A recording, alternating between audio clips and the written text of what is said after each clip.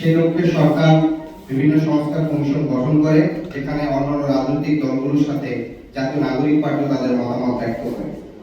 এই সংস্কার কার্যক্রম চূড়ান্ত করার লক্ষ্যে ঐক্যমত কমিশন প্রণীত জুলাই সনদের খসড়া কিছুদিন আগে আমাদের কাছে এসে পৌঁছায় এবং এই বিষয়ে আমাদের মতামত তুলে ধরে তা কমিশনের কাছে জমা দিয়েছে। যদিও জুলাই সনদের খসড়া সনদ বাস্তবায়নের প্রক্রিয়া সম্পর্কে পরিষ্কার কোনো রোডম্যাপ না থাকায় আমাদের হতাশ করেছে। ইতিমধ্যে জুলাই সনদ বাস্তবায়নের জন্য ৬টি উপায় ঐক্যমত কমিশন বলেছে, যার মধ্যে আমরা গণপরিষদ নির্বাচন দাবি জানিয়েছি। অন্যান্য দলের প্রস্তাবে গণভোট ও সংবিধান সংস্কার সভা সহ বিভিন্ন প্রস্তাব রয়েছে। কোন প্রক্রিয়া বাস্তবায়ন করা হবে তার সাথে নির্বাচনী প্রস্তুতির সম্পর্ক রয়েছে। এই আলোচনা চলাকালীন মাননীয় প্রধান উপদেষ্টা একপাক্ষিকভাবে নির্বাচনের সময় ঘোষণা আমাদের হতবাক করলেও বৃহত্তর স্বার্থে আমরা তা মেনে নিয়েছিলাম। প্রধান উপদেষ্টার পক্ষ থেকে ঘোষণা দেওয়া হয়েছিল 2026 সালের পবিত্র রমজান মাসের পূর্বে আগের সপ্তাহে নির্বাচন আয়োজন করা যেতে পারে।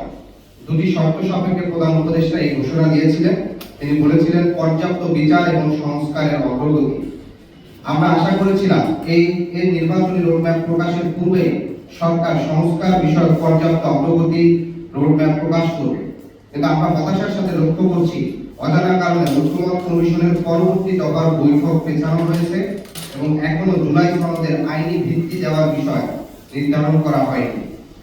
জুলাই সনদ চূড়ান্ত না করে এবং জুলাই সনদ বাস্তবায়নের প্রক্রিয়া নিয়ে কোনো সিদ্ধান্তে উপনীত না হয়ে নির্বাচনের রোডম্যাপ ঘোষণা ঐক্যমত কমিশন এবং অন্তর্বর্তীকালীন সরকারের প্রতিশ্রুতি ভঙ্গের শামিল।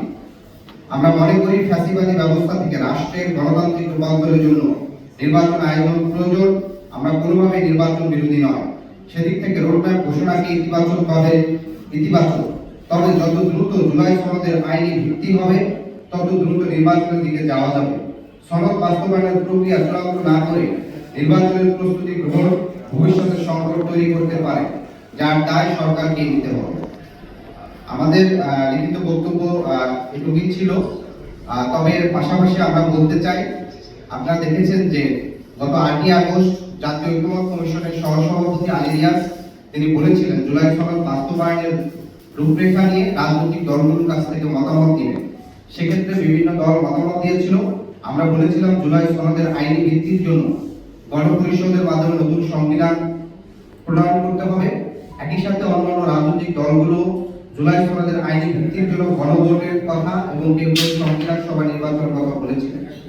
তাহলে এই যে গণপরিষদ নির্বাচন কিংবা গণভোটের অন্যান্য দলের যে মতামত, সেই মতামতকে উপেক্ষা করে সরকারের প্রধান উপদেষ্টা দপ্তর থেকে নির্বাচন কমিশনকে শুধুমাত্র জাতীয় নির্বাচনের জন্য প্রস্তুতি গ্রহণ করতে বলা, আবার একই সাথে একটা আলোচনা চলমানের আয়োজন করা, তার মানে সরকার যেখানে সিদ্ধান্ত পূর্বেই নিয়ে ফেলেছে যে জাতীয় নির্বাচনের বিষয়ে তারা প্রস্তুতি গ্রহণ করছে, তাহলে এই যে রাজনৈতিক দলগুলোর সাথে গণপরিষদ নির্বাচন কিংবা গণভোট বা অন্যান্য বিষয়ে যে আলোচনা করবে আগামী সপ্তাহে বলা হয়েছিল, সেই বিষয়টি আসলে পারস্পরিক সংগতিপূর্ণ না এবং বিপরীত অবস্থান দেখায়।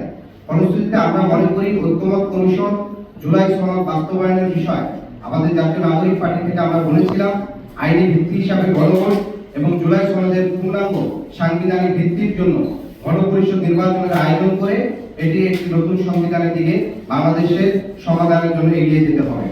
আজকে যারা উপস্থিত হয়েছে, আমাদের জুলাই সনদের বিষয়ে আমাদের অবস্থান এবং একই সাথে ইসি যে নির্বাচনের রোডম্যাপ ঘোষণা করছে সে বিষয়ে আমাদের এই বক্তব্য।